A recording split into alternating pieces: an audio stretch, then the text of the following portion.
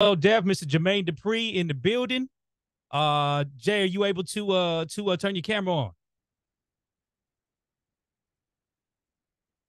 Microphone Yeah, check 1 2 1 2. There we go. There we what's up? go. Yeah, How you yeah. doing, man? Thank you for joining the call today. Congratulations, super dope to see this So Dev thing go down last night, man. That shit was amazing. Thank you. Appreciate it. Thank you. Indeed. How you living? You know what? Because I think we were told we thought we were gonna have you last week. Was the BET Hip Hop Awards an all nighter for you after that night? Yeah. Shit, yeah. I mean, it's 30th anniversary. Like this ain't something that I planned on being able to celebrate. It ain't something that I even thought we'd even get to. And it just really, my birthday passed, and it was just like a real sign of just like, just a time in your life that you should really celebrate. So ever since my birthday, I just been like, we gonna celebrate this. We gonna celebrate it to the fullest. Not even about just getting fucked up and whatever, just actually really celebrating, you know what I mean, and making sure that we take all of this in. Because next year is not the 30th anniversary no more. Next year is not the 50th anniversary no more. Just try to, soak as much of this feeling as possible. Yeah, it's crazy. This year, like hella, like I didn't even realize, because even with seeing DJ Drama on there, 20 years of trap music getting celebrated as well right there, man. So that was a big show last night, man. I mean, I think about like Luda, Killer Mike, Tyrese and Chingy hit the stage with you, Nelly, the Brat, and franchise. That was amazing, man. Amazing. So big congratulations. And even furthermore, big ups on this new record with Jacquees. I got to give you props as a Mexican, man. This is the first time I've heard a non-Mexican artist use the La Raza sampling. So really, yeah, well, yeah, I mean, yeah. So if you're from the South, all the Southern DJs that's on here, and they could, somebody could write in the chat, it's a group called Home Team that's from Florida. They use that beat. That's where I was influenced from. That's where it came from, right? Okay. So it's the Home Team. That was a big record up here in Atlanta for me. You know what I mean? And that record was called Pick It Up. So I was just paying homage to them, to a sound that I feel like has been missing. I also felt like it was a big skating record. I see a couple of people typing in, but but yeah, Tony Neal, tell him, man, was the out here in the South, that Pick It Up record, the Home Team record, that shit was going off. So I was also influenced by the La Raza version, but like I said, the Miami boys, they absolutely, they was rocking that beat way before I could even, make a beat. I think I don't know how long ago when they made it, but that's what I was basically trying to reminisce and give that energy. If you listen to my rhyme scheme, my rhyming flow on the Pick It Up record with Jacquees, I took their whole rhyme flow. That's how they was rapping on the record. I took their whole scheme. That's fine. Yeah, like I said, for me, man, being a Mexican from California, Kid Frost gave us some love on that. You know what I'm saying? So and then even going further on the oldies, that's really from El Chicano from 1970, Viva Turado. You know what I mean? That's the rooter to the tutor. You know what I mean? So, but super dope, man. That's news to me. So much respect. So, with that being said, man, I think we'll drop the video. A lot of people are getting excited to talk to you. Want to ask some questions? You know what I'm saying? So, thank you again for joining us. And shoot, let's hit this, y'all. You guys killed it on this thing right here. So, again, the legendary Jermaine Dupri, 30 years, so deaf. Jermaine Dupri with Jacquees. Pick it up. Hey, pick it up, hey, pick it up, hey, pick it up. Y'all know what this is. How many more texts can I send? How many times you gon' have me spend the block? If I knock, you won't let me in. I'm ready to rock if you're trying to lock in. You're acting like you don't know that I'm him. I've been direct, you ain't even on film. That you keep it player, but I ain't no sim. It's time for the plan to end, cause every time that I'm out in the city, you hit my line saying, baby, come get me. Last time we tried, you said I was too lit. I can't afford to be on dummy missions. No, if you call me, I put it down, what you gon' do? Pick it up, pick it up. You keep talking about how you move. If I put it down, what you gon' do? Hey. Pick it up, pick it up. When I start, what you can't finish. Texting me all them pictures. If I can't touch it, then don't send it. All that talking, I ain't with it. Unless you really gon' do something. Then I'll be there around 2 summers. I've been waiting for you for like 2 summers. Make sure you got my new number. Every time that I'm out in the city, you hit my line saying, baby, come get me. Last time we tried, you said I was too litty. I can't afford to be on dummy missions. I'm laughing at your shit, knowing I'm short leg, big check, high tech. I ain't got a force shit capping. Bring me all that ass and watch you lose it, abuse it, and I ain't gonna stop you. The illest, I kill it. I promise it's hot as the summer. You feel it. I beat till it's numbing. You want more of it, smack it. You say you're it, grab it, eat it, become my little addict. Have it your way, foreplay, up fake all day, all around the house in the hallway. Pick it up, pick it up, pick it up. I'm trying to make it shoot, so don't hit me with the pump fake. If you call me, come on, then I come through. Come on, and I put it down. What you gon' do? Pick it up, pick it up. You keep talking about how you move. Yeah. If I put it down, what you gon' do? Come on, pick it up, pick it up.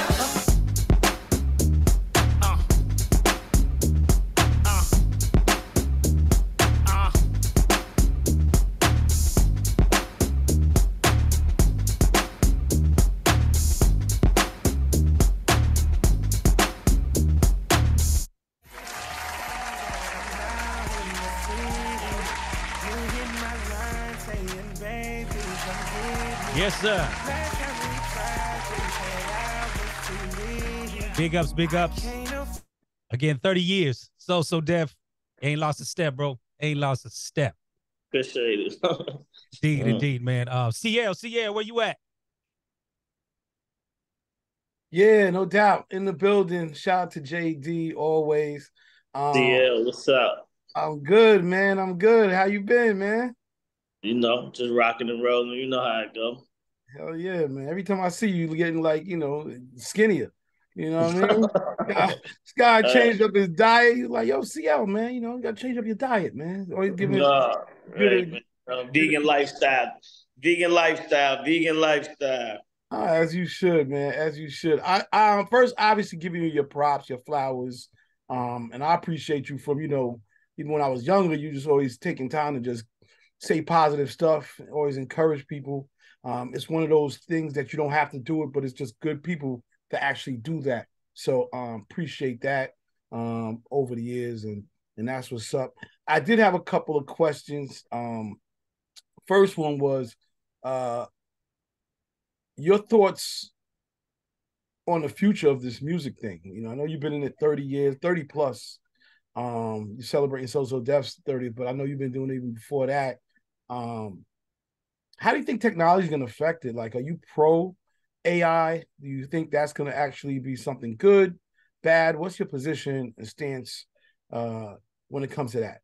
Yeah, I don't fuck with the AI situation. I think that hip hop music in itself, but hip hop mainly is a genre that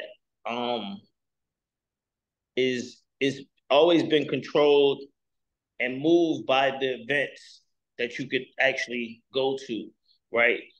Whether it used to be in New York, and going to the tunnel. Like, if you miss going to the tunnel and seeing Funk Masterplex on the set, or being there and being in the place, you missed it. It's a time that you missed, and that's the to me, that's the secret sauce of hip hop, of like being able to actually be there. You know what I mean? If you was in the Bronx when, by the way, this was before my time, but I just heard about it. But Cool Herc and Bambaataa, if you was around during that time period, you saw something that nobody else could see. To fake that shit and try to make it come back to life in a time period when it's not here, I don't think that's actually cool. You know what I mean? And I think that, I fortunately had the opportunity to go in the studio and make records with Biggie,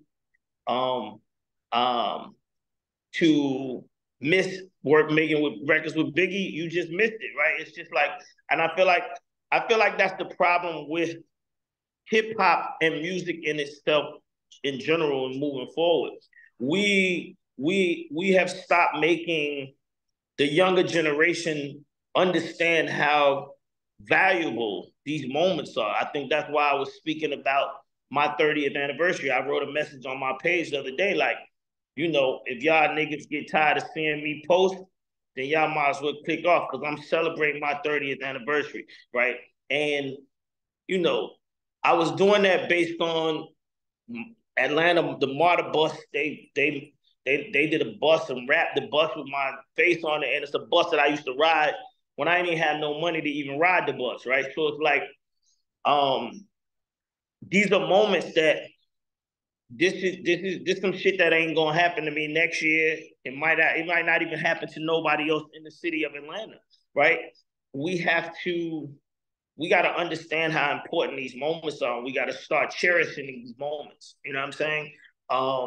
I posted a message today from Chingy where he was telling me how much he, you know, was thanking me for letting him perform this song last night on the BET Awards. And it hit me while I was, right before I got on this call, of how important it was to him. But me personally, I think I was a piece of not understanding how important that record was to him. You know, this was a big record for him and Tyrese. It was a #1 top 100 rap record. And they never performed the song ever. The last night was the first time them two guys had ever performed that song ever, right? And I'm the glue to that. And I was almost like, it never even dawned on me because I was just going through the motions and I looked at it like it was another record and just another, like, we gotta get away from that. We have to get away from believing that every moment everybody can have these moments. To me, that's the problem. The problem is that, you know, and now AI, you got niggas trying to copy moments that other people had. So I'm 100% against it in a long-winded way to answer your question. That's real. Good question. Good answer. Real answer. My other question was sort of simple. Thank God. Thank God. For real. My other question was sort of simple because I see this record came out through Mass Appeal, and I was just trying to figure out the connection with you and Mass Appeal. Was it a part of the DJ series that they were trying to do, or is it something else? What is the connection between this project? So Mass Appeal did a producer series where the first record they put out was Premier. Premier did 5 records or 6 records, and then Swiss came out with 5 or 6 records, right? And each one of the records is supposed to be crafted to, I guess, the producer. My record is basically crafted to what hip hop and R&B started meeting each other. What that sounded like, what it felt like. And so all of my records, which is it's an EP, all of my records will be in this same vein as this Jacquees record.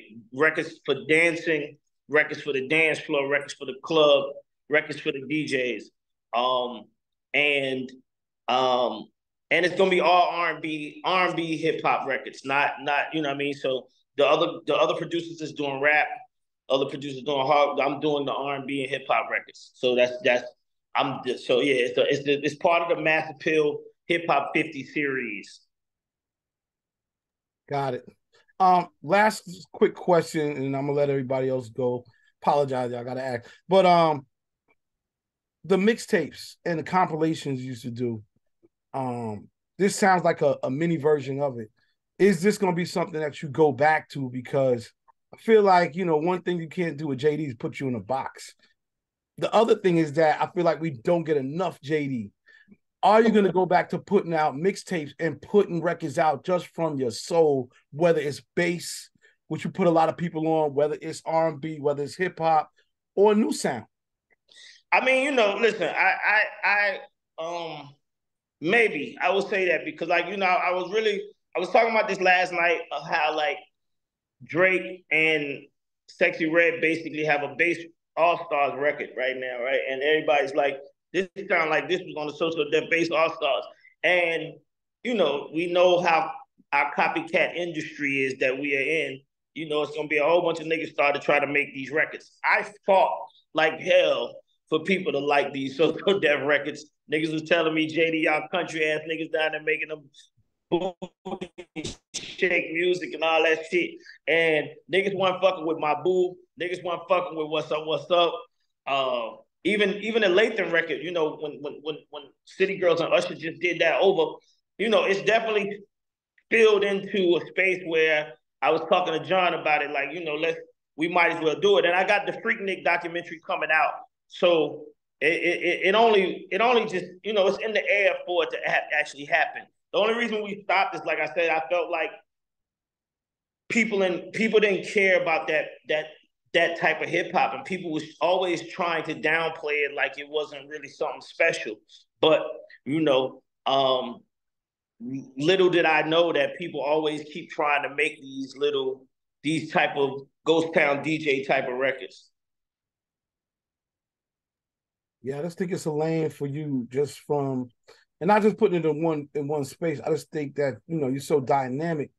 I would love a So Def mixtape or whatever you called it, you know, every month.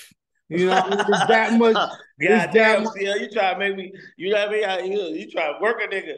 Hey, listen, man. But you know what it is? You got joints. Nah, you know, I will say though, you know, I mean, music, period. You know what I mean?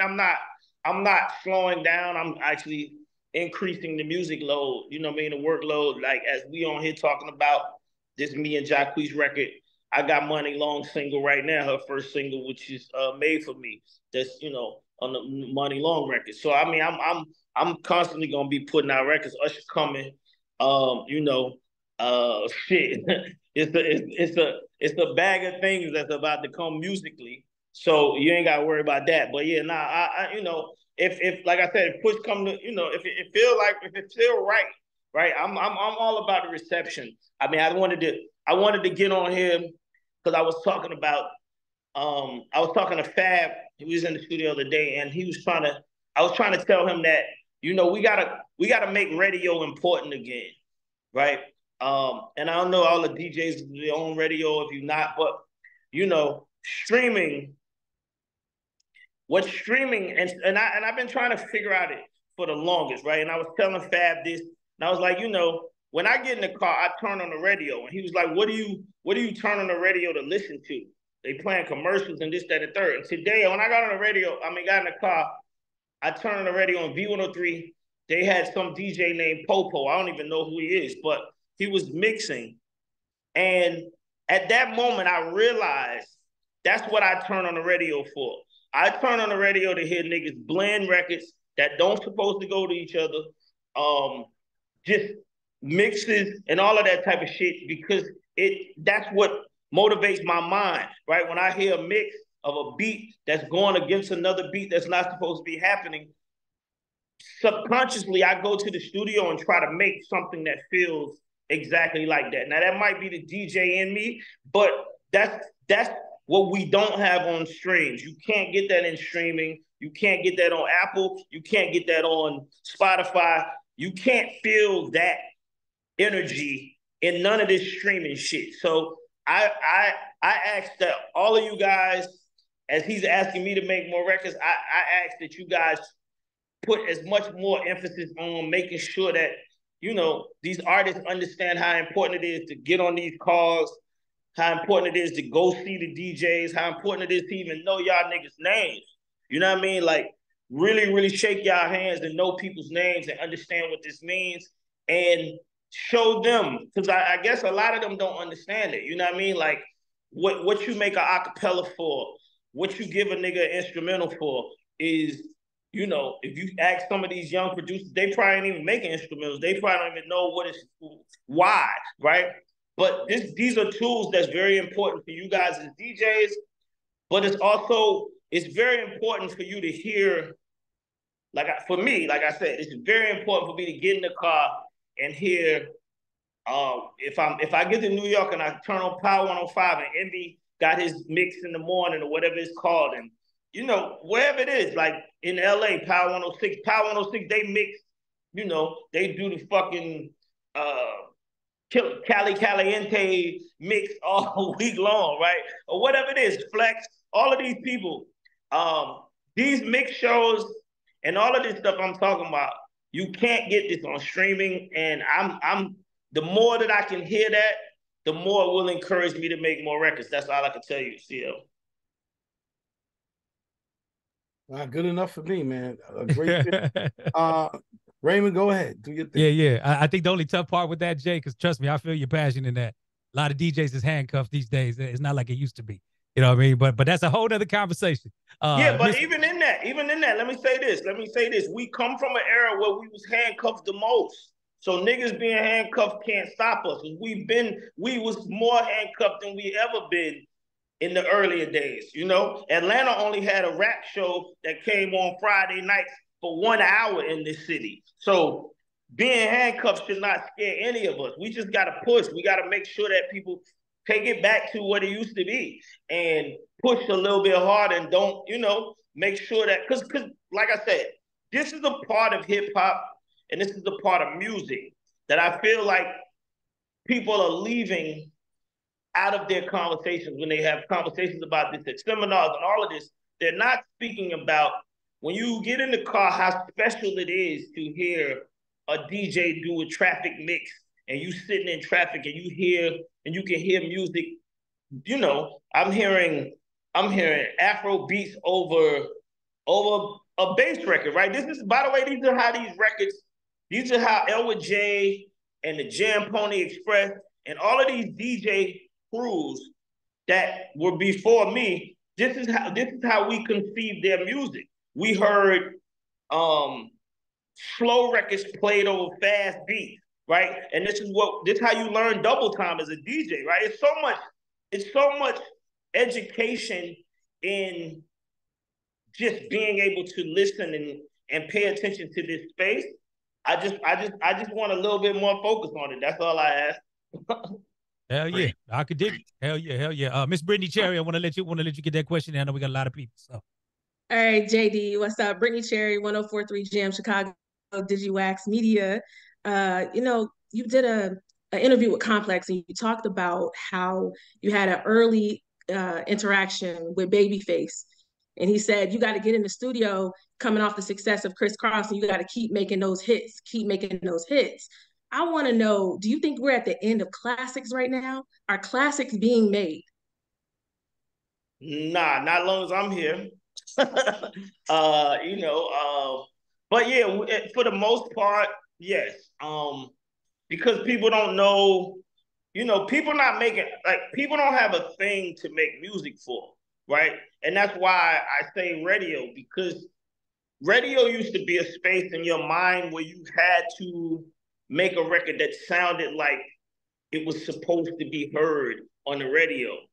Now when I listen to people's music, it sounds like they just making it for them to listen to wherever they at. And they're not making it to have a, you know, like I used to go in A&R meetings at Arista or wherever in So Def, and I asked the young A&Rs, you know, this was my question. What station or what DJ you think gonna play this? And if the person couldn't answer that question, these are the records that never came out. And to me, in this day and time, if you ask a person that question or a kid that question, they're like, radio, fuck radio. We don't need no radio. We will like that's a sheltered mindset. And they don't have an idea of like, you know, it's like going to a party, a white party, right? When you go to a white party, you can't get in if you ain't got no white on. You can't show up in all black. Like, niggas got to get back to that type of mentality where they understand, like, you got to do something a little bit more to make sure your records is heard, to make sure your records reach a different space. And yeah, as of right now, people don't understand that. They believe that, you know, they get on Spotify, that's it. That don't mean shit, by the way. So I hope I answered your question. No, that's it, JD. Oh gosh. Thank you so much. Right on, right on. Legend, legend. What's going on, JD? This is a legend based out of Columbus, Ohio. I make this short and sweet. First of all, when can we get your vegan ice cream in Columbus? Because it's not out here. We definitely need that. Well, I unfortunately I ran out of ice cream. I bluffed Walmart. You know, I went and had a meeting with Walmart, and they signed me on right on the spot, right? And rather me telling them guys we don't have enough ice cream, I just went on and got into the deal. I didn't know that my ice cream was gonna sell as well as it sold, and we started, you know, paying Peter to pay Paul with ice cream. So wherever it would sell out, we was doing 1,000 pints of ice cream here in Atlanta. So we sold 1,000 pints of ice cream a week in Atlanta. In other places where it wasn't selling as fast, they was calling them getting the ice cream to refill Atlanta. And all in all, I didn't have enough ice cream for all of these stores that they was trying to put us in. And I was bluffing them, and then now we don't have no ice cream, and the ice cream is being made. So soon as it's done being made, you will have the ice cream. It will be everywhere. We're not gonna bluff this time. We're gonna make enough ice cream for everybody to get it. No, I appreciate it. And real quick, so out of all the artists, even interns you had over the years, I want to know, no pressure, but who do you feel has soaked up the most game and then like flourished from there and is continuously flourishing from which you have taught them and which you have showed them in the music business? And then out of producers, who do you feel is in your ranking when it comes to going in the studio, songwriting and producing? Who do you feel is in that lane with you? Well, I had ATL Jacob over here the other night after the BET Awards, and we was partying, and he was playing me some records, and I feel like ATL Jacob seems to me like a Jermaine Dupri. He writes, he raps, he making hella crazy beats. I didn't know that he was that dude, but he seemed like he in that space, and he young and he arrogant. He out here popping shit. I think like ATL Jacob is that in that space. And then out of the artists, I think I want to say Escape. Almost all of the girls in Escape have actually surprised me. Every one of them, they got their business mindset going. Whether you know they can't get together and make shit happen, they all still at least making it all happen separately. Candy, Tiny, Tamika, and Tasha, they all are their own separate entities, and they haven't let their age or the years stop them. They all been moving ever since. So I feel like they're the ones that have like shown me and Brat. I would say Brat too. Brat being going and taking the step to get on the radio and get a real show, and then doing TV and real entrepreneurship in that space. No, I appreciate that. Thank you what you've done for our culture and hip hop and R&B. And hopefully, you got another, 30 years in you. Thank you. Thank you. Is you now proud Uncle JD with the brat right there or what? Huh? Is you now proud Uncle JD right there with the brat and the new baby? Oh yeah, 100%, Uncle JD. Hold on one second. Yep.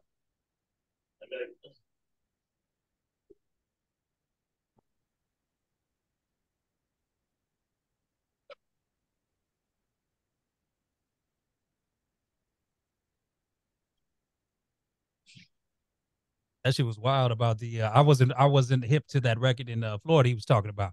Like I said, I immediately took it to the Kid Frost. Sorry about that. Record. No, all good. Family first, handle it. Miss Jeannie Sweets. Yes, GD Sweetness here, representing for the Caribbean. Big up yourself, JD. What's up? So I heard everything you said about, your sound, and naturally I've been so deaf right along with you from the beginning all the way till now. But and I know that you've created your own sound and stuff, but we can get just a little piece of you over here in the Caribbean, just like a producer collaboration or artist. I mean, I know your sound already, but we can't just get just one little piece. I mean, if somebody want me to, I tried it with Super Cat. I tried it with, I done dabbled in there, but I never. If people show interest, I'm down to do it. You know what I'm saying? I love it. With a producer, not one of the artists, but with one of the major producer, them, not the artist. Yeah, that's what I'm saying. Either way, I'm into collaborating, and if it's something that makes sense, I'm down. So you have a manager that we need to reach out to? Yeah, I think Brandon's on here. You can reach out to Brandon from Master Pill or CL. CL, just get your information to CL and let's figure it out. Thank you, and big up on your 30 years. Thank you. Mr. Jobs, Mr. Jobs. Yeah, what's up, man? I appreciate the opportunity. Yo, bruh, with the Freaknik documentary, some of us old niggas actually went, maybe a couple of times. Is there a concern for some of the blowback of the participants in the documentary?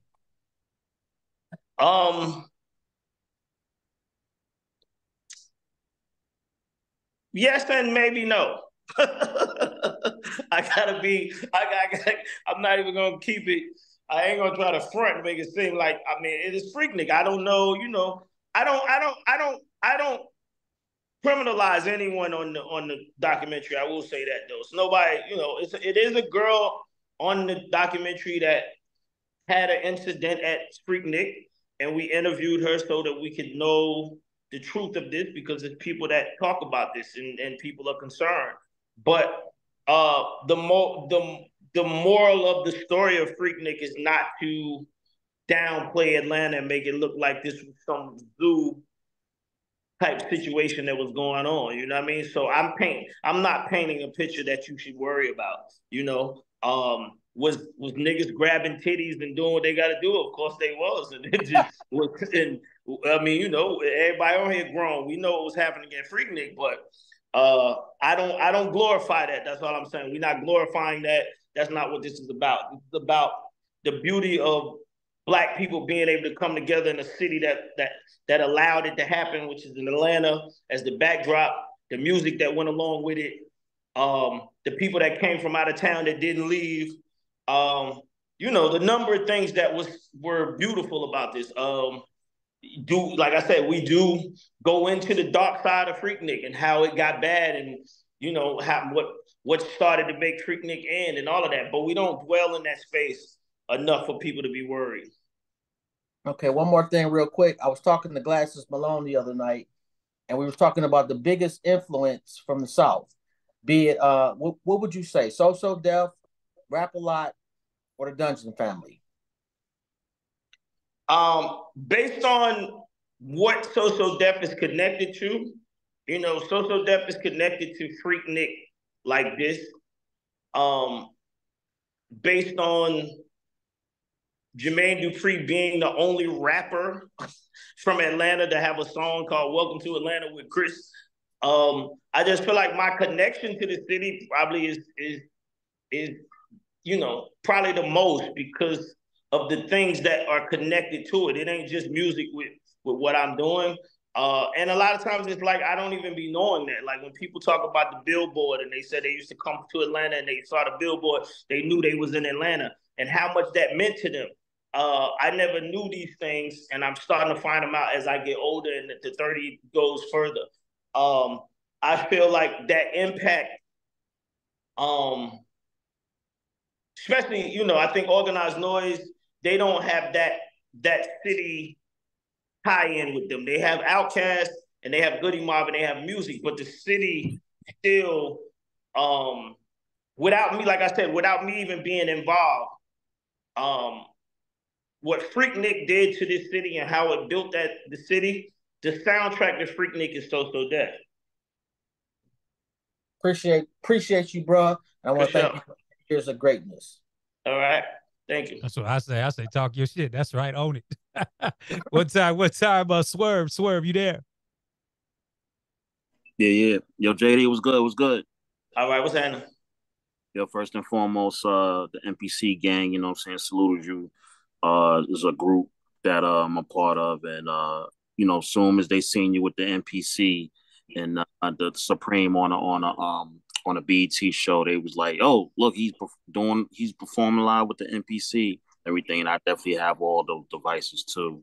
So salute to you on that, and what I'm saying, that engaging within the technology and stuff like that. What I wanted to ask you real quick was we was talking about it earlier about the percentage that's down as far as rap and hip hop, and I wanted your take. I'm saying, since you've been in this a long time and also an executive in the business, as far as the down slope of it, and what can guys like you and others do to shift that back up and put it back where it needs to be. It's like I was saying, the importance of music has people have lost what is important to do, right? I feel like even like with people like not with all of this hoopla about Drake album, right? I feel like Drake, what he didn't realize that he did, if people, for those that don't like his album, is he didn't hit the benchmarks that people wanted him to hit, right?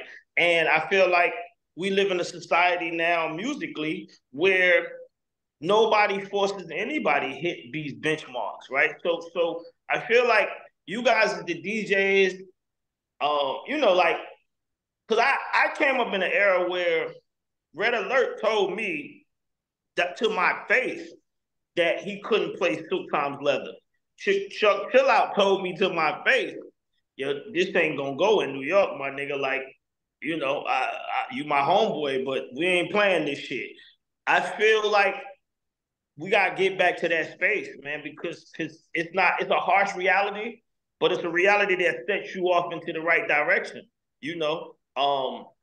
We allowing niggas to just continue to keep making a cave of shit that don't nobody want to hear, right? And the DJs, you guys, y'all don't fuck with the records. Y'all really, you play them, but at the end of the day, you really don't like the records, but you play them. I think the DJs, not just y'all, I just think that we got to get back into a space where A&Rs tell niggas like, dog, this ain't going on the radio. And then you have an argument about why it won't get on the radio. And you have an argument about why the DJ in, I don't know, Albuquerque won't play this, or the DJ in LA, or whatever it's at. You have to have these arguments. And these artists are not going through school.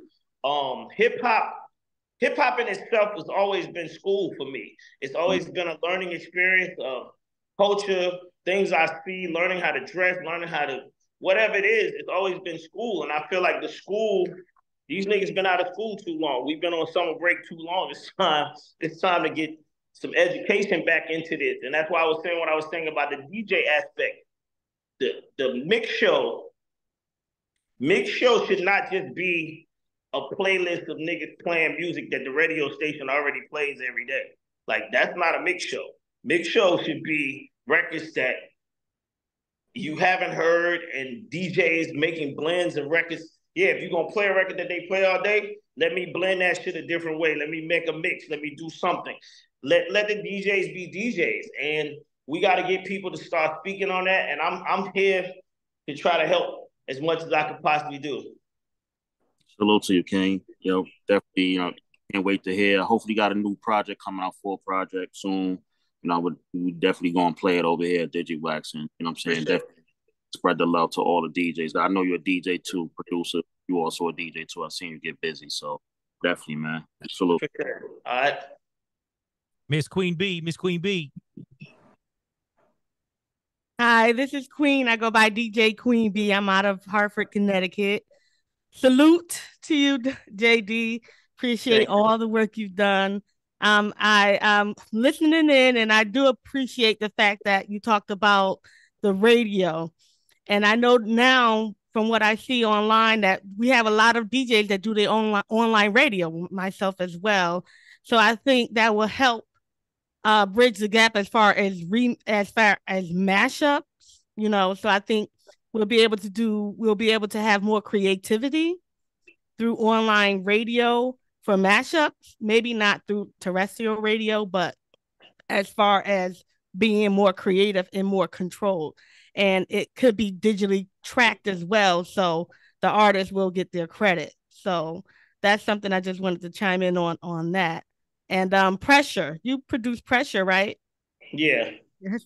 And sometimes I did a remix on that for that as well. And sometimes you get a little nervous as a DJ, like, is it okay to do a remix for it? So I'm glad that you are encouraging DJs to, create their own spin for mashups and remixes and stuff like that. Yeah, I mean that's what it's about. That's what y'all job is. Your job is to make music sound different. That's what mixing, the word mixing is. It's mixing the records and doing something completely opposite of what was heard, and to make people get in their car, whatever they listening to be like, oh shit, okay. You know what I mean? So of course that's what I expect. So I don't know, and like I said, I pray that we can instill this into other people and they start wanting that same operation. So thank you. I was going to ask you about Silk time, and I understand that they were a female rap group, right? Yeah. Yeah. So Silk times Leather, right? So I just wanted to know, as far as you positioning the female rap now, compared to how you positioned them to get a deal, do you think it was a difference from before than now as far as females in hip hop? Yeah, 100%. It was about I mean, Silk Times Leather's records weren't about anything about ass shaking and open my pussy and all that stuff. It wasn't, I wasn't in that space and I was writing these songs. So I can't,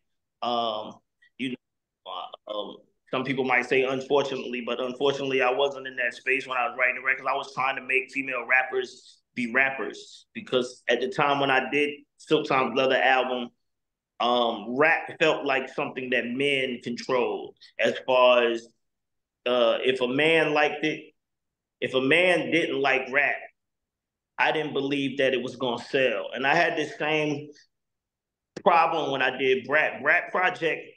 The Funkdafied Project was probably the longest record that it took me to feel like I got it right. I felt like I messed up so many songs trying to get to Funkdafied, because I couldn't figure out what to do to make Brat cool to my homeboys, right? And I feel like that's what female rap is missing now. They missing a cool element, right? Yeah, every man like some pussy. Excuse my French, all the ladies that's on the thing. Yeah, we do. But we love cool girls. We like a girl that's cool. That's why when I wrote the Escape songs, if you listen to the lyrics, it say every man wants a woman that can cook him up a good meal, a woman he can treat like his homie, take her out on the Ave and just chill. These are my words on how I feel like we want a girl that can cook, but we also want a girl that can go hang out and kick it and be cool. We don't want no girl that just all she think about is sex, because once we get on that page, then women call us dogs and telling us we thirsty. Oh, nigga, you know what I'm saying? So I can't. I feel like it gotta be a balance. I feel like the women gotta learn that, yeah, niggas love naked women and all of this, and we love a big old ass. I'm from Atlanta, so of course that's what's happening. But at the same time, the girl with the big ass, and if she cool, the cool girl with the big ass is the one that's gonna get the phone call, right? The cool girl with the big ass gonna be the one that get to go to the movies and all of this, and it's just like she cool as fuck. She smoke hookah, she might smoke weed, she does whatever it is. She's just a cool girl. I feel like men gravitate more to that, and with all these women selling sex, I'm only speaking about that because I feel like ultimately, if you're selling sex, you have to only be talking to us. Yes, women out there that girl on girl, I get this, but for the most part, the consumer would be a man, right? And I feel like women gotta tap into what it is that men like, as opposed to just overly giving us sex. That's the difference to me. I was trying to tap into a side of what I felt like men wanted from women, to answer your question. Thank you. I really appreciate that. That's a great answer. That is a great answer for sure. Thank you, Queen. Court Digger, you there? Yeah, I'm here, guys. I'm You here. gotta put your camera on though. You can't ask the question in the Oh dark. man, my bad. What's going There we on, go. y'all? How y'all doing, man? What's going on? I just got one quick question, real quick. Jermaine, can you tell everybody about your new signing, young lady by the name of Annalise out of New York, man? Well, I don't. Well, I mean, if people know about her, I feel like she's I feel like I found a jewel, like a hidden jewel. She's a female singer that sings like she raps. She's from the Bronx. She moves in the hip hop. She moves like a rapper. She moves around the Bronx like the rapper. She does freestyles while rappers be doing freestyle. It's just a different type of vibe. I haven't completely figured it out. That's why I'm not talking about it much, but it is definitely on the priority list of me trying to get it and understanding it enough where I can start, making sure that everybody else understands it. But she definitely is a special artist. Yeah, she's fire, man. Like for good, even during the pandemics, man, she's been turning it up. She's very self-contained, man. Like and by the way, I met her. Not to cut you off, I met her here in Atlanta, and I saw her in New York before I even decided to work with her. And then I start hearing more and more people just speak on her. And I feel like, we in a space where if people start speaking on an artist, it ain't a lot of that going on no more. Where people speak on an artist, like you just said, people speak on an artist, that means that they could be crafted into something bigger than what they actually believe they are. And and that's where I come into the play. She's been moving around by herself, doing what she got to do. She a hustler. I feel like I can help her a lot. So I'm just trying to make sure and get it right. Yeah, that's dope. I just wanted to say that because me and her bumped into the photo shoot with Mel, at the Staple Pigeon photo shoot, and I've been running with her ever since. I took her to Music Choice, did little stuff for her, but like just to see that YouTube made that connection, like everything that you've done for all the years, man, throughout the years. But this young lady that you rocking with, like, I just want to tell everybody on this call, like this young lady right here, y'all, is that next. And when I say that next, I mean next on all formats, genres, hustle, personality, her know-how, her ambition, all of that. So I just wanted to, say that and just also salute you. We left eye days, the whole 9 yards, but that right there that you grab right there, bro, that's your so deaf. That's your so deaf for another 30 years, man. I appreciate that. Cord, I hope you ain't taking the shit. You look like you in the bathroom, bro. Yeah, I'm smoking. So, as a dad, y'all know me. I'll smoke in the bathroom. So this is like the super office space. This is what me and wife. All right. And we, pause. Much love. Spark, chime in from the studio. Your fella ATLian. Oh yeah. What's up, JD? What's happening? How you been doing, brother? I'm good. So yesterday I hit CL up. The Digiwax sent out, I don't know what it was, man. It was a female artist, and it was just crazy to me. The picture had her legs open, blah blah blah. We got a time constraint, Spark. So I sent it to CL. He hit me back, and we're just talking about what's going on now. One thing I don't think people really see is you and the relationships you have with your daughters. I was just talking to Greg about it yesterday and stuff like that, about how powerful that is, particularly what's going on in music in our community and stuff like that. So I just want to say the record is a smash. I just got finished talking about the record. I love the record. Definitely hope you send some stems out. But, all the awards and stuff, I missed the thing with the Martyr, but everything that's going on, one thing I don't think people really realize is you being the father that you are. Now that I have a daughter, that's like the most powerful thing that I see that you're really doing. But I just want to throw that out there. Appreciate it. It's tough in this city girl world, but it's tough. We gonna make it through. We talk about that all the time, man. How's your time, Jay? You got to get off. I was told we got to cut at 7. No, I'm good. Go ahead. You good? Okay, 100, man. Appreciate it. Jesse, chime in. JD, what up, man? It's just tapping in from Cincinnati, Ohio, by way of Columbus, Ohio. That's right. I got a quick question for you because for your career, I watched it my whole life. You've always stood on the staple of developing artists.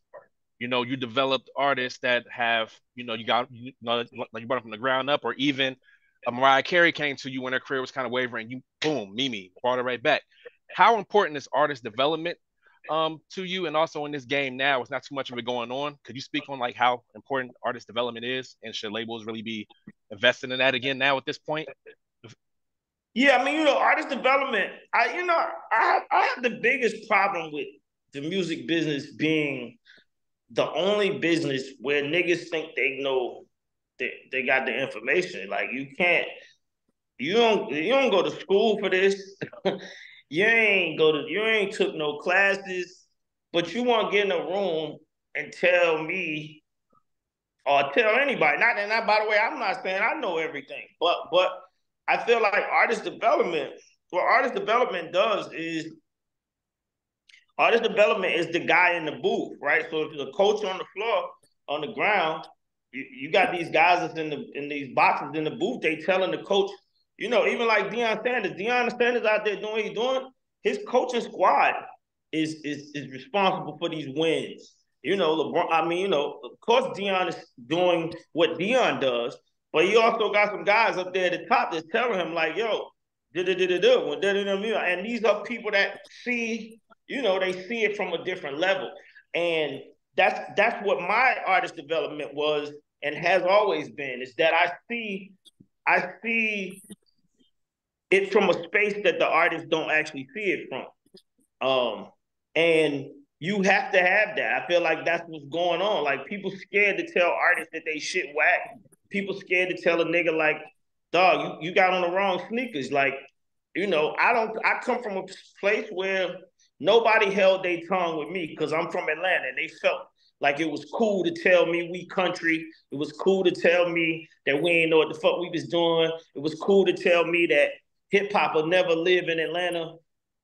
At whatever point in time that I was getting this type of information fed to me, it's always came back to me where I feel like, you know what, it's not open season to tell people that they wrong, but you can't never be scared to do it. So definitely artist development needs to come back into space. Yes, sir. All right. Big Red out of Dallas. Hey, how you doing, JD? This is DJ Big Red out of Dallas, Texas. How you doing, my brother? What's up with? Hey, man, I just want to say happy 30th anniversary with So Def. I saw the performance. It was amazing how you brought everybody out. And like I said, hey, like everybody else, wishing you another 30, man. Quick question. As far as hip-hop going, hip-hop 50th, Houdini, the Fresh Tour. You was 12, right? Yeah. Okay, so how was that meeting with Houdini? You know what I mean? And as far as them being a part of, one of a couple of artists that's helped pioneer hip hop back in the day. Well, initially it wasn't to meet with Houdini. They just happened to be the guys that gravitated to me, and I gravitated to them. And they was like more big brothers, like looking out for me. So they was the guys that I ended up hanging around the most. But being on the tour, I basically ran into Run DMC, Curtis Blow, and all of these guys at one time. Houdini, like I said, they just became the guys that I picked it with the most. And it was amazing, it was amazing, but it was also like I was saying at the beginning of this conversation, it was a time when I wasn't paying attention to how important this space was. I didn't realize what I was watching and what I was looking at was gonna be some of the most historical shit to ever be that I could ever see. I never realized that at the moment. So I hate that I didn't realize it. And that go back to like that AI Thomas thing, like, to AI me back into the Fresh Fest would be whack to me because you're not going, the essence of what was happening, you'll never be able to duplicate that. So yeah, it was crazy. It was a crazy time. That's awesome, man. Like I said, as far as like that went, man, to see the Fat Boys and Who Den and Run Dems. All of that was some amazing footage of me going back and see with you with all them having a good time, man. And one quick question, and then I'm gonna get off. When you coming to Dallas, man? We need you in Dallas, man. When you come? Oh man, shit. When we get rid of Dak. That's what I'm talking about. Hey, Cowboys for like DC for hell, baby. Hey, we gotta do something. We gotta fix it. We gotta do something. Leave me alone. We gotta do That is something hilarious. fast. We gotta do something fast. By the way, I'm a Cowboy fan, so I ain't saying that as no bullshit. Like, I'm a real Cowboy fan. I was born in '72.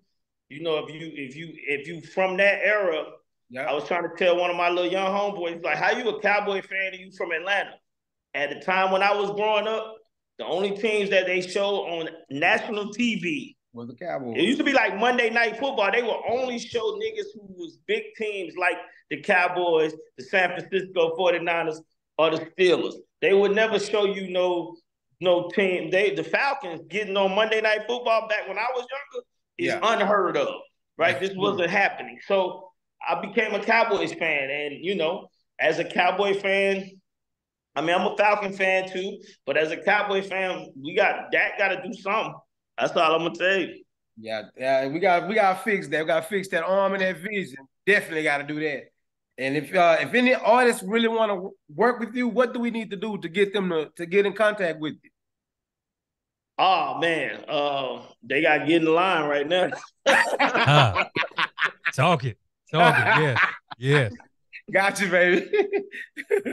Appreciate you taking my call, baby. Thank you for being here. All right, Bionic, make it quick. And I got like 1,500 questions. So first off, you got to put your camera on. You got to put your camera on. Man, I'm washing dishes, bro. Wash your dishes then. So first and foremost, man, I know you talk about being the soundtrack of Freaknik. You were like my college soundtrack with the So Def Bass All Stars joints. You know what I'm saying? Like straight up, those joints were lit at every party. I stay in North Carolina. It also helps that everybody was kind of, you know, pushing you rallying behind you because you're from Asheville. You're the biggest ATL advocate, but everybody's like, nah, you know Jermaine Dupri from Asheville, right? But my question for you really is you got a lot of no's. You got a lot of people telling you what you couldn't do, what wouldn't work. But you also talk about, you know, listening and how to take instruction from people. What is the fine line to where those two meet, to where you know when to listen and you know when to, you know, say, nah, fuck that, y'all don't know what y'all talking about? I mean, you gotta have some kind of rules within yourself, right? So last night, I was watching Ludacris on the stage, and I was watching how the crowd was like into Ludacris, and I was thinking about Ludacris is the only artist that I didn't sign that I me personally went and got and told him I wanted to work with him, right? He was throwing his demo over my gate, and he had an afro, and he was like, I should be the symbol. And he and we had this whole thing where Ludacris was gonna be the So Def man, right? And one morning I went to work, and I went to my office, and I was looking around at all these people that I had working, Lil Jon, Scooter, these people that was working in my office. And I'm like, you know, I come in here and I basically tell them, hey, this is the record we doing. I'm signing the brat. I'm doing this. Is this what we gonna do? And I started thinking that maybe that's not how you're supposed to do it sometimes. You're not, you know, Jermaine, you doing this your way. The record company way is that you got to let these people work. So I called the A&R meeting, and I asked everybody in the A&R meeting if I should sign Ludacris. And everybody in my office, including Lil Jon, everybody said no, right? And at that moment,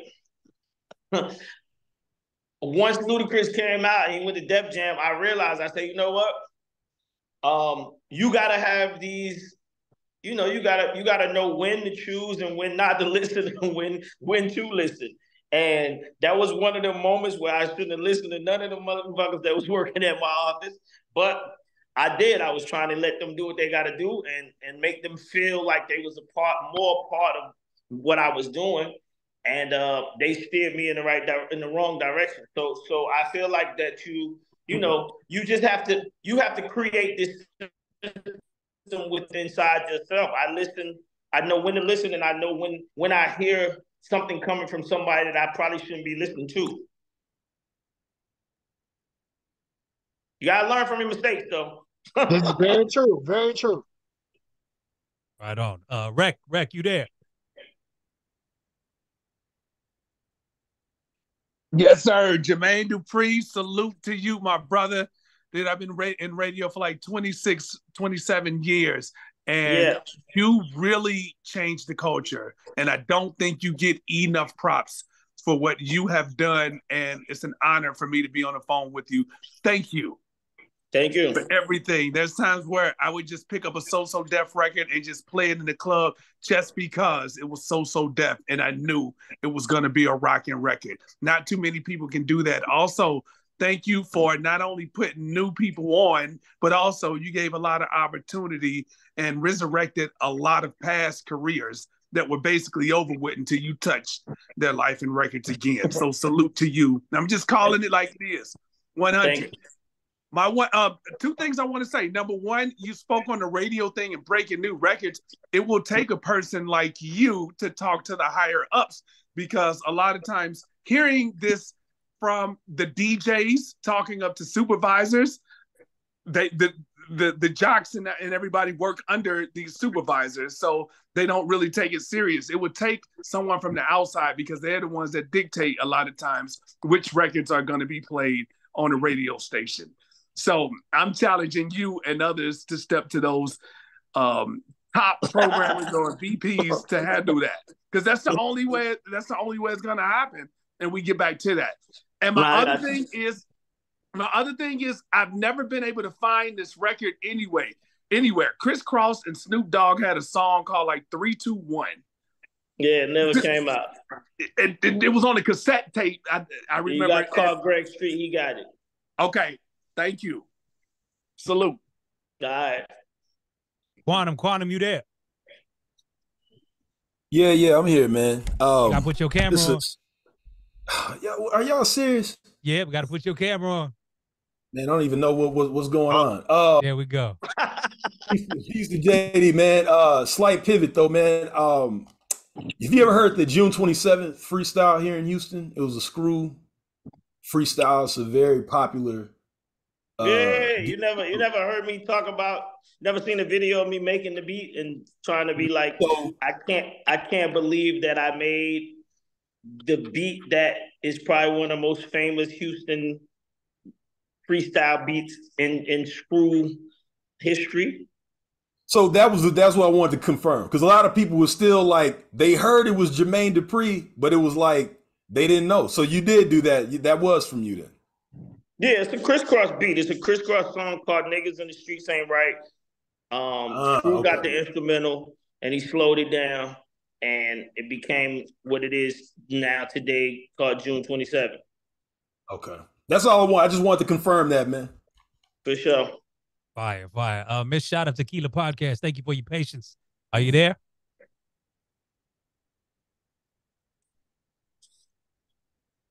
Are you there? Oh, she gonna lose it. Is that for me? Yeah, that's for you. No. We had Sorry about that, JD. Hi, what's up? This is DJ Grace from DC.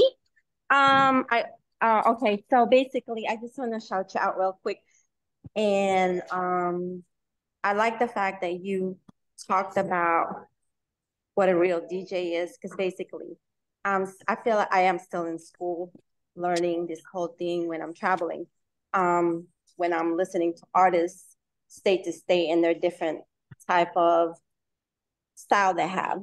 And so that, first of all, that was the motivation. My quick question is, what would you recommend to like DJs like us when you do go in to those venues, or if you're just going in somewhere and you never heard of that independent artist is trying to make it?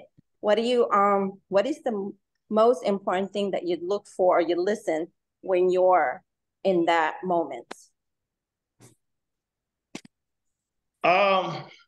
When I'm looking, wait, say the question again. What is the actual question?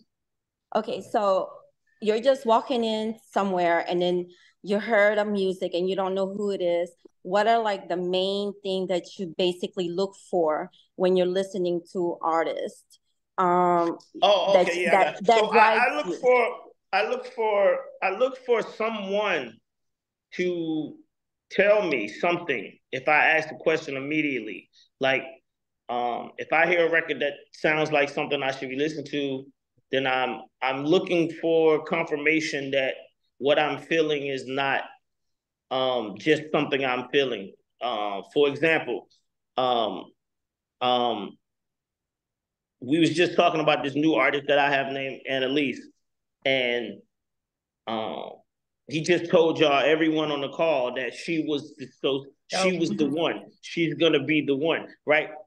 That confirmation of him saying that just confirmed even more to me. I'm already fucking with her, but he just gave me even more fuel to my fire to be like, you know what? What I feel is not just what I feel. It's other people that see this.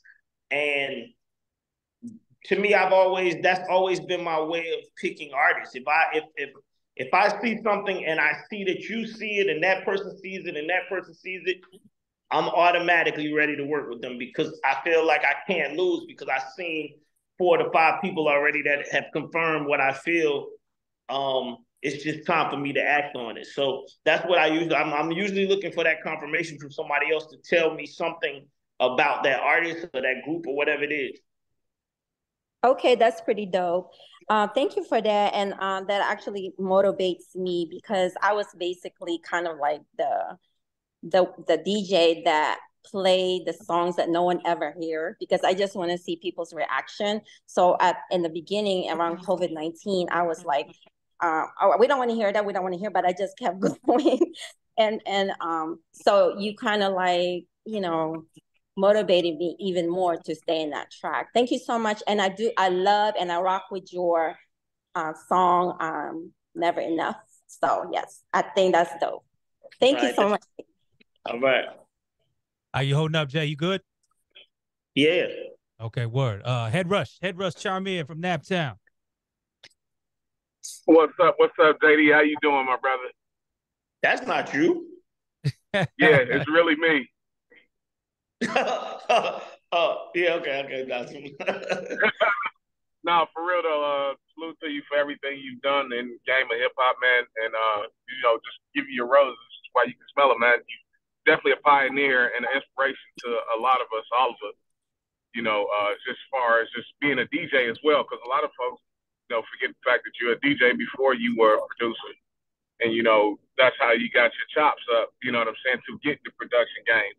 So when you got into the music game with Silk Times Leather, do you feel like Escape was your second chance, God giving you your second chance of accomplishing what you didn't accomplish with them first? Nah, Crisscross was my second chance. Crisscross was the second chance? Well, I was thinking because Silk Times Leather was a female group. Yeah, nah. Silk Times Leather was me practicing. That was God showing me and letting me know that you can't play in this game without practice. You can't paint without messing up a canvas first. You can't. There's no other games in the world that we live in or we work in where you just jump into shit and they go, right? You have to have some kind of bumps and bruises or something. And Silk Times Leather, unfortunately, they was my bumps and bruises. They was the ones that, and still with Silk Times Leather being a bump and bruise to me, Silk Times Leather was the first rap group to get signed in Atlanta to a major label, and people don't even talk about that.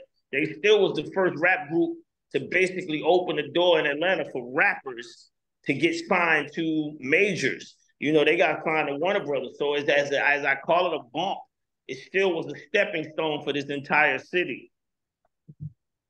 That's what's up. That's what's up, because you definitely put on for the entire city, and you definitely paved the way for artists that come up behind you. So I wish some of them would take the same pattern that you took and actually dig deep into that brain of theirs and come out with better ideas and you know, and do their thing. Last question. Do you still keep a floppy disk of all the tracks that you made? 100%. Well, not now, but I mean, they all back. I mean, I don't know. I posted a video like about a week ago where I posted showing, so in rehearsals for the BET Awards, I was gonna take my 3000 and be on the stage with my 3000, and I was gonna replay the actual jump disc that I had, you know, the original, and actually play it. So what I did was I didn't want to take my 3000 because I ain't have a case for my 3000, and I didn't want somebody to just drop my drum, do something with my drum machine, and I'd be mad. So I was like, I asked them could they rent a 3000, and nobody had a 3000 for me to rent. So I said, fuck it, I'm gonna just load all the sounds into my to my live, and I just play it from my live. So I got all the discs. You know, I still got all the discs, all the songs, in nice cases and all of that. Man, that's what's up. That's what's up, King, man. Hey, do me a favor. Put that 3000 in a glass case and don't even take it out the house. Ain't nobody got one for you. You probably got the last working MPC 3000. I got three of them, by the way. I got three of them. Wait, you got three? 3,000. Yeah, I got three of them. Yeah. Put your signature on two of them. Put them all up. That's right. For real. Salute, man. Blessings to you. I appreciate it. It's been a blessing to talk to you. Peace. For sure. All right, Miss Tequila, did you get your mic working? Yes, I am here. Okay, hey, y'all. So I'm Tequila Josephine, coming from Atlanta. First off, JD, I'm a 92 baby, so everything big up to your 30 years, because I just made 31. But to get into it, I read a statistic last year. It said rap was down 40%. Do you think that is due to drill? Do you think that is due to female rappers? Do you think that's due to AI, or just not having lyrical hip hop? It's due to, like I said, it's due to people making music that has no place to go. It's due to, because see, what artists don't understand, and this is why artists need artist development, and this is why artists need quarterbacks, and this is why artists need managers, and that's why they need to listen to them. What artists don't understand is that a person that's a fan that grew up listening to music, their taste buds never change, right? If you like Michael Jackson in the 80s, you continue to like Michael Jackson till he died. And the taste buds for Michael Jackson were what the taste buds were when you heard Off the Wall and Billie Jean. Now, the music that he made down the road probably didn't hit those taste buds, so you always was hoping for him to come back to that space. To me, that's where hip-hop is. Hip-hop is in a space where all of these young kids, they go to these R&B nights and they listen to Tevin Campbell and they sing in these songs, and they don't even understand that they taste buds. They taste buds are in. If you can sing Tevin Campbell at the top of your lungs, and you singing Usher these records, and you singing Keisha Cole Love and all of these songs that they playing at these these R&B parties at the top of your lungs, these are not throwaway taste buds. This is what your soul really, really desires, right? But then you consume music that don't hit none of them taste buds, right? And the artists, these young artists are not paying attention to that. They're not paying attention to the fans' taste buds. The fans don't give a fuck about you spinning the block and killing nobody. That's not a taste bud. It don't have nothing to do with nothing, right? It's just like this is where you are, but you're not making music for the fans. So of course it's gonna be down because these people not buying that. They're not buying into that. That's not what they want to hear. That's not what they in their car doing. You know, and so it has a lot to do with a lot of things. It had a lot to do with not just drill music. It got a lot to do with the new trap music. It got a lot to do with the female rap. It's like you have to make music that hit the consumers. That's all it is. And you got to think about the consumers. And that's what I was saying prior to this, you know, earlier in this conversation, is that we as DJs, I'm not as a DJ as y'all, but I'm saying as a DJ or a person that's like an A&R, whatever, it's time to start telling these artists, you know, that really ain't gonna go in my club. You know what I mean? Or that ain't really gonna pop off. If you put that song out, that ain't gonna pop off. But that one right there, that one gonna go, right? It need a lot more of that happening so that these artists realize that it's a space and a time for all of this different music. You can't just keep pumping down people's throats. I'm gonna kill you, I'm gonna kill you, I'm gonna spin the block. Then like one song is cool, but NWA ain't killed as many niggas as these niggas killing out here. And lastly, earlier you mentioned bringing back like radio from like back how it was in the old days and DJs. But what about podcasts? Because now we're like over 3 million podcasts. Do you feel like podcasters should start trying to get into like music reviews and trying to incorporate some of that authenticity? I think podcasters should turn their mics off. I think podcasters should try to be as creative as possible. You know, don't do the same things that every podcast does. The one thing I hate about podcasters is that podcasters are doing the exact same thing. Every nigga that got a podcast think they could just call anybody and get an interview. You have to bump your podcast up. Your podcast needs to have some numbers. You know, your podcast need to be popping in order for you to get this certain artist on your podcast. You just because you got a podcast, you know, you feel like that's an easy way for people to do interviews. It is, but you still ain't living up to the level of the artist that you have sitting down with you. You know, like I said, the value in music is down completely. It's a 40% sales, but the value of how people treat the music business is down completely. We got to get that back up. We got to get people back into a space of understanding how valuable certain things are. When you get on, even like this call, right? I'm on here talking to y'all. This is valuable to me, right? I get to see all y'all DJs face. Like he telling y'all to turn y'all face on, yeah, so I can see y'all. Because if I hear y'all ain't playing my record, I know exactly what you look like. It's a value. Thank you for your time. All right. Big Cuddy, we'll take a couple more and then we'll let you go, Jay. Thank you again, man, hanging out with us today. Your JD was good, my boy. This Cuddy Rex from Jersey. Look, I don't even want to ask you nothing, bro. I just want to say thank you, my nigga. Thank you for everything you've done, bro. You know what I'm saying? I'm a little bit younger. You know what I'm saying? My first cassette ever in life was Crisscross, my nigga. And I only know that because my mom would show me the tapes of me dancing at birthday parties. I still had it at like 4 or 5 years old. So I remember, I'm like, damn, I had that shit for a minute. So and that came from you, bro. Like, shout out to Crisscross and all of them, but that really came from your influence. And I'm here, all of that, because I loved hip hop from that. You know what I'm saying? From that moment, I knew, like, yo, this is what I want to do. I want to figure out, you know, when other things came later, you know what I'm saying? But Crisscross was my foundation. I'm from Jersey. I'm from up top, but that was the first cassette I got. I don't know why. Maybe they thought, yo, he might like it. My mom was just like, yo, you heard that shit, you'll be crying and start dancing. You feel me? So thank you for that. Thank you for what you've done, my nigga. Thank you. Just salute. You feel me? That's all I want. I ain't even gonna hold you up, bro. Thank you, bro. All right. Word up. Black, you there? Hold on 1 second. I gotta get the door. Hold on. All right, for sure. Yeah, we gotta let him go. We'll probably take a few more, man. Black and probably old school. And then we gotta let Jay go. But big ups to everybody, man. Thank you everybody for being patient. Thanks everybody for chiming in. Big game from JD.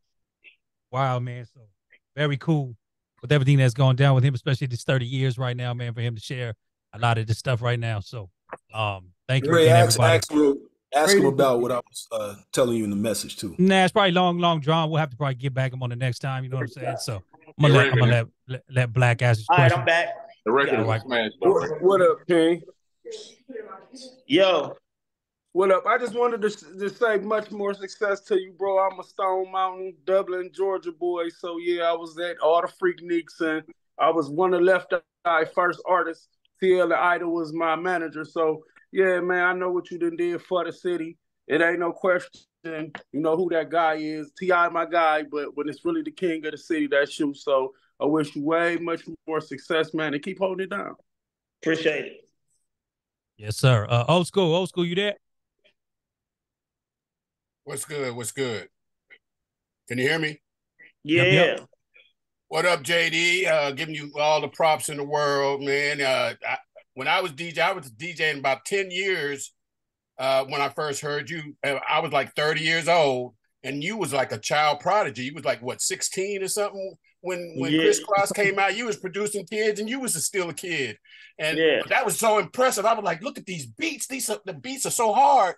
And so, people was telling me I was too old to DJ back then. Now, 30 years later, I'm still pumping all your kind of little beats, and you go back to the old school, you go back to a lot of your samples and stuff was from stuff that people like, I'll tell them, oh, no, that's the beat on it. And he enhanced it and he put more to it. But that song is from here and here and here. A lot of people don't realize that. But my main question is, since you was a child prodigy, don't you have any child prodigies now that you're looking out for that can, be the next Criss Cross or the next JD or, Yeah. So it's an artist by the name of Young Dylan who's on what is he on? Nickelodeon. I did let me change my camera. I did his records, and that's like a new child prodigy for Jermaine Dupri. He got a new record coming out. I got a new single that I just did with him. And, I think Spock was talking about me being a father. That's one of the spaces that I pay attention to. I feel like, and I've always felt like this since day one, that we as human beings, we don't give a fuck about kids that are 12 to 16 years old. That 12 to 15 space, nobody human cares about any child in that space, right? And when I did Criss Cross, I did Bow Wow, when I did the rap game, I'm always trying to cater to that space because if you 12 to 15, all you're in a space of all you hear about is alcohol, smoking, driving. You hear about all this shit that you can't do. It's nothing in that space that caters to a 12-year-old to 15-year-old. So yeah, they're very impressionable at that age. So they follow a lot of things that could take them in the wrong direction. So you got to steer them in the right path. So in this new era of, Sexy Red and Ski Eat and all that, I'm trying to, hopefully I can fill this space with Young Dylan. He already has a TV show on Nickelodeon, kids know him, but it's gonna be difficult, but it's also long as I pay attention to where I'm trying to go. These records probably ain't for none of y'all that's on this call, but they definitely are for kids who, if you got kids that are 12 to 15, they will be for them.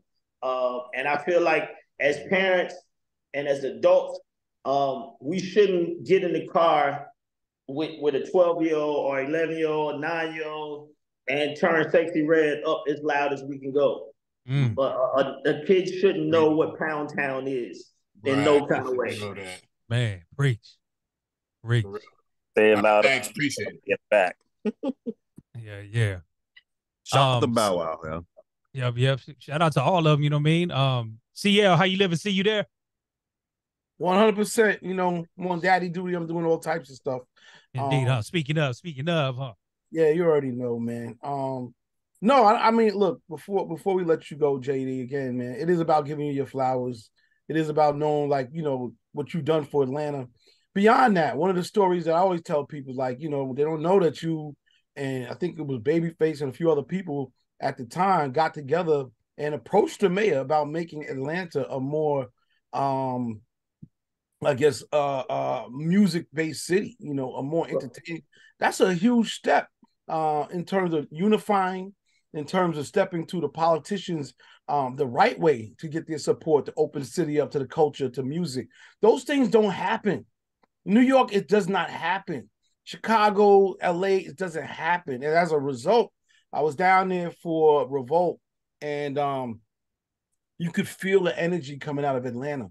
You know, I was like, damn, next week they got you know, Radio 1 conference. Then you got A3C. Then you got after the A3C, I think it was you know, the One Music, oh no, BET Awards and One Music Festival. It just doesn't stop. And all of that is as a result of the thing that you guys, you know, did in the city that now makes it probably America's most musical city. You know, yeah. So, and we still got, you listen, by the way, we still got a big fight. I still feel like when y'all get off the plane in Atlanta and y'all going up the escalator and y'all see everybody's names or y'all see all the pictures, I believe that Welcome to Atlanta should be playing. And I believe that not just because it's my song, I just feel like that's the next step that we have to go to, because if this was Nashville, they'll be playing somebody's record when you go up the elevator. And Nashville is much more advanced in this mindset as far as making sure that their city represents country music. And when you get off the plane, no matter black, white, Chinese, purple, or brown, whatever it is, you know that Nashville is the home of country music. And I feel like Atlanta should be that for music in general. It's not just rap music, but urban music for sure. When you get off the plane in Atlanta, you should definitely know that this is the home of urban music. And urban music lives here. Rap music has lived here for the last 20 to 30 years, but urban music and, you know, Usher doing Super Bowl and TLC and all of the other shit that's come from this city. I feel like it's important that, like I said, these are moments that even the city of Atlanta, sometimes I get discouraged because I feel like they be playing it like this is just natural. It's not natural for, like you said, it's not natural for other cities to have this type of energy. It's not natural for other cities to just even spew out this type of energy. And we can't just sit around and act like it's just normal shit. We got to really take advantage of like loving this energy and hold it to near and dear to our heart. Yeah, man. Real talk. Yes, sir. Hold on, see, I think we got another guest, no special. Smooth B, is you here with us? Yes. What's good, baby? What's going on? How y'all feel? Smooth B. What up, Smooth B? Yo, and I hope you're in a good area. Shout out to Smooth B, man. Shout out to Smooth B. Nice and smooth. What's good, brother? Oh man, holding it steady, my brother. How are you? I'm great, man. You on with Jermaine Dupri's on here too, JD? That's my man. Yeah, I ain't seen Jermaine in forever. Where you at? What's up, big bro? Smooth. I said, listen, when they kept saying Smooth B on, I'm like, Smooth B from Nice and Smooth. What the fuck? And they're like, yo, what's happening, bro? How you? What's happening, baby? Everything is groovy. You know what I'm saying? Everything is good. That's right. Yeah, man. Yo, check this out. I'm in LA right now. I'm kicking it with my man Dro. You know Dro? Yeah, I know Jermaine Dupri. Yeah. Yeah, man, yeah. We just mixing it up. Yeah, been cooking, man. You know how it is. It don't stop, man. And you know, it's always such a pleasure, man. It's always good to see you, bro. You know, we go way back. Same here, man. Huh? Same here. I saw y'all came out for Cassidy at Radio City. I seen that. Yes. Oh yeah. Yeah, that was awesome. That was definitely awesome, man. Yeah. You know? And I did this, I dropped this single. I don't know if you had heard it. It's called Before. But it was one of them things. I did 3 videos for it, Jermaine.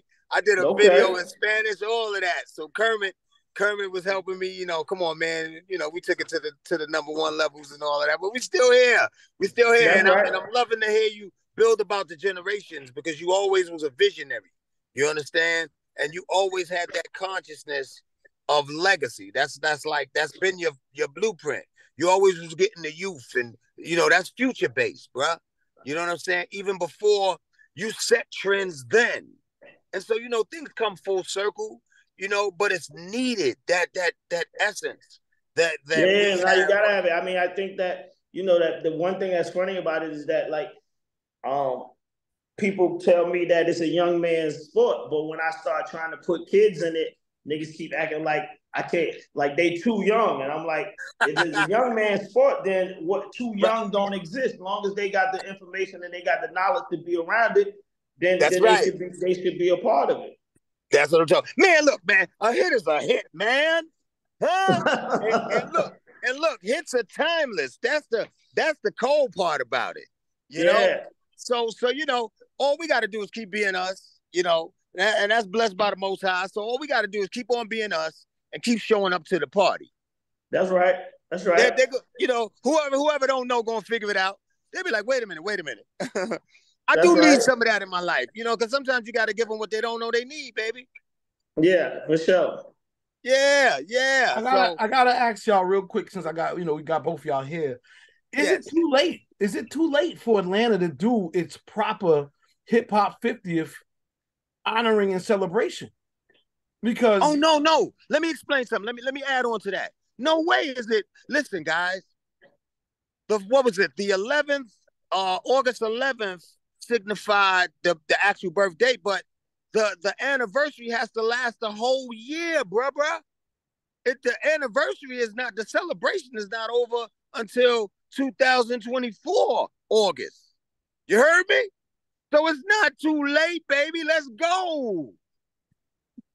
Yeah, you're right. I mean, think about it. That's the thing that I've been trying to make sure that people understand the heritage of Atlanta. You know what I mean? The Raheems, the Shadis, the Kilo Alis, the Success and Effect, the Tag Team, all of these guys that was making these records prior to me. It's important that we celebrate the heritage.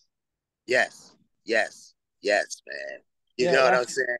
It's sort of a setup question. I'm gonna keep it real, JD, because ain't too many people that could do it the right way. You know what I'm saying? Right. You're probably one of the only people that can do it the way it's supposed to be done, where there is actually honoring of those names you just said, all the way up to today's MC. To be able to A&R to produce that.